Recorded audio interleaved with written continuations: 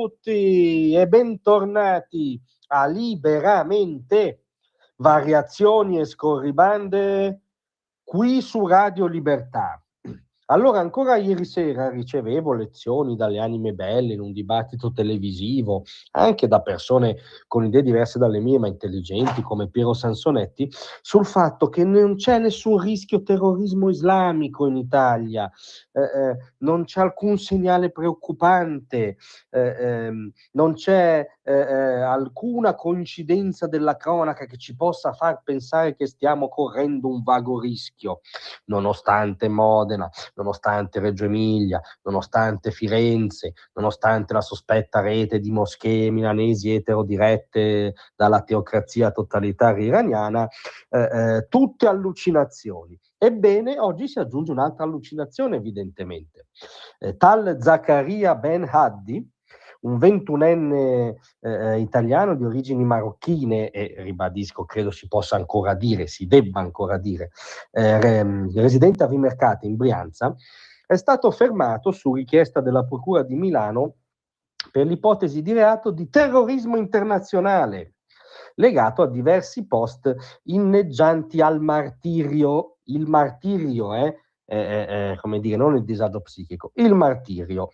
Nel provvedimento del pubblico ministero si sottolinea appunto la sua disponibilità al martirio, la celebrazione di attentati terroristici compiuti dallo Stato islamico, cioè l'ISIS, la centrale di riferimento del terrore, a danno dei cristiani e più in generale contro l'Occidente, e l'esaltazione del tragico evento di Modena dello scorso 15 maggio. Quindi sicuramente non c'entrava nulla quello con la matrice islamista, no? El Qudri è salito su una macchina, ha provato a fare un atto di car jihad, come lo conosciamo ormai da 20 anni, è sceso, ha provato a realizzare la politica dei 1000 tagli dell'ISIS, ma era semplicemente un pazzo che viene celebrato da quest'altro simpatico soggetto che dichiaratamente esaltava l'ISIS.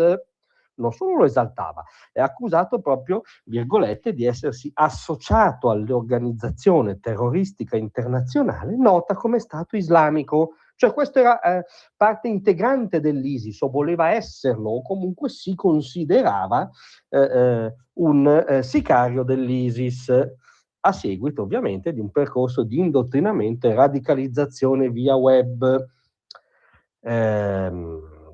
Continua il provvedimento, pubblicava in maniera costante video di propaganda riconducibili alla galascia jihadista, in particolare all'organizzazione nota come Stato Islamico, al primo califfo Abu al-Baghdadi, cioè proprio insieme a Bin Laden siamo proprio nel pantheon, no, di ogni aspirante terrorista. Tra i vari video e post inneggianti al martirio si facevano ritenere verosimile una sua immediata ed estemporanea attivazione.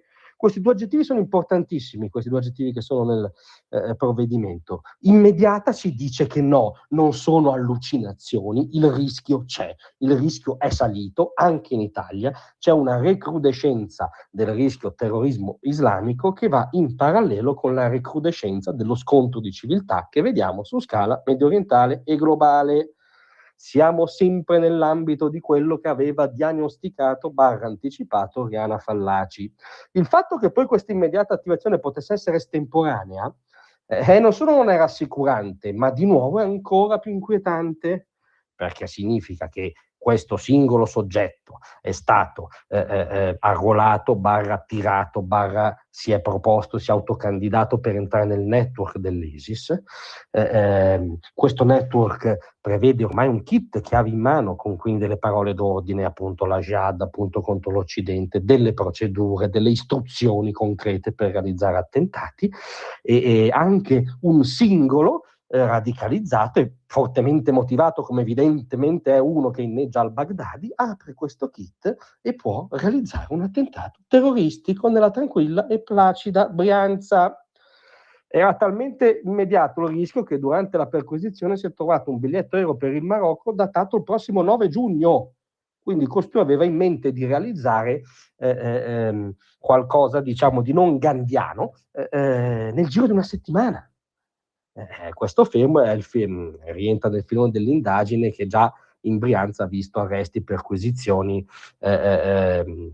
relative a indagini su cellule dormienti, cani lupi, cani sciolti, dormenti e via dicendo.